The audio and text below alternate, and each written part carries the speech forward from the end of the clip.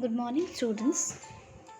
Since the last few classes, we have been reading the story of the Adventures of Don Quixote, and today also we shall proceed with the further story. Now, students, at first, let me read out the next few paragraphs for all of you. Friend Sancho, said the knight very harshly, you are not used to adventures. I tell you, those things are giants. If you are afraid, go and hide yourself and say your prayers. I shall attack them at once. Without another word, he spurred Rosinette and charged at the windmills. Stand, cowards, he cried. Stand your ground. Do not run away from a single knight who dares to challenge you all to a fair fight. At that moment, the wind began to blow briskly, and all the mill sails were set moving. They seemed to be answering his challenge. He paused a moment. Heavens, he cried, help me in this dangerous adventure. Then he took out his lance. He covered himself with his shield and rushed with Rosinette to the nearest windmill. So, student,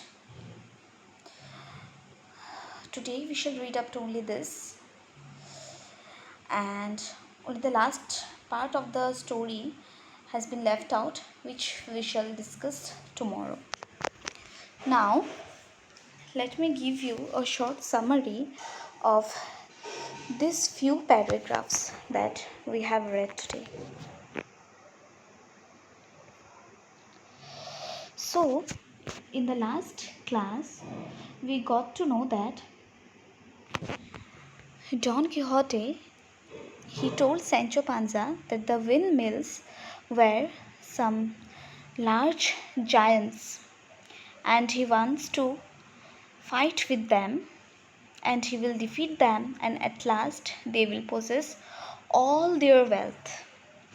But Sancho Panza, he told his master that these are not giants, but they are the windmills. And I also ask you a question, that did Don Quixote agreed to Sancho Panza? And we will get the answer of this question today. And the answer is that, student, Don Quixote, he did not agree with Sancho Panza. He told Sancho that he doesn't know anything about the adventures, and he was very much sure that these are the giants. He also added that if Sancho is afraid, he can go somewhere and hide himself. He also asked him to read the prayers, as he is very much afraid of these giants.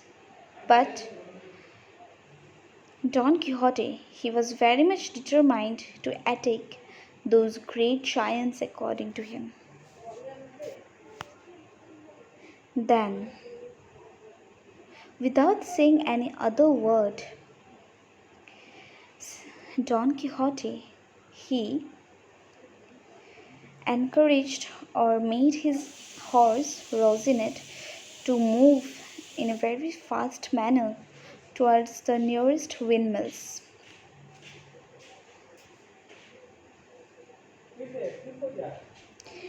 And then he also warned the windmills or the giants, according to him, to stand straight at the ground and not to move from there, as he is posing a challenge to them that Don Quixote will fight against them and kill those giants. And in that meantime, the wind began to blow. As a result, the sails or the vents or the arms of that windmills began to move as if it is accepting the challenge, threat posed by Don Quixote to them.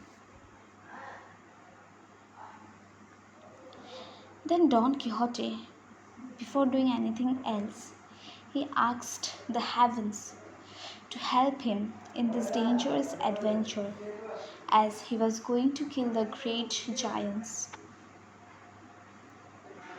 At last, he took out his lance and covered himself with shield and rushed with Rosinante towards those windmills. Students, you can see that this is the lance and it's a weapon with long wooden handle. You can see that it is a long wooden handle and it has a pointer which is made of metal. And earlier the people used to use this weapon in the war. And student, this is the shield. It is made up of metal and the people used to use those shield in war in order to protect themselves so that they can't get harmed by some other weapons. And Don Quixote, as I told you already, that he took out his lance as he was very much determined to harm the great giants with his lance, and he covered himself with the shield, and then he rushed towards the nearest windmill in order to kill the nearest windmill. So student, this is the summary of the few paragraphs that we have read today.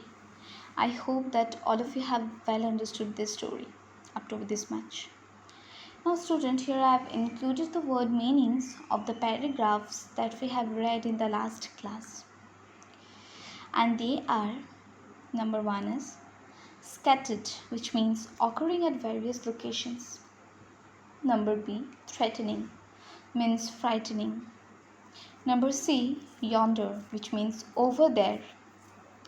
Number D is giants, which means an imaginary or mythical being of human form but of superhuman size.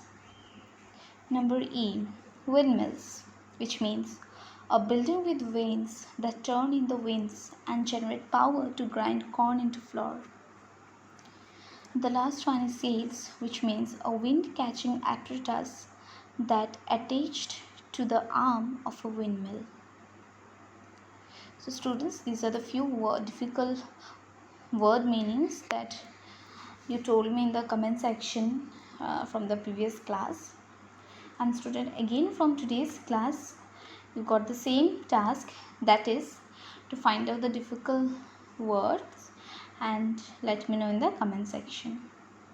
And students, this is your second task, that is your home assignment. Please try to do it by yourself. And student,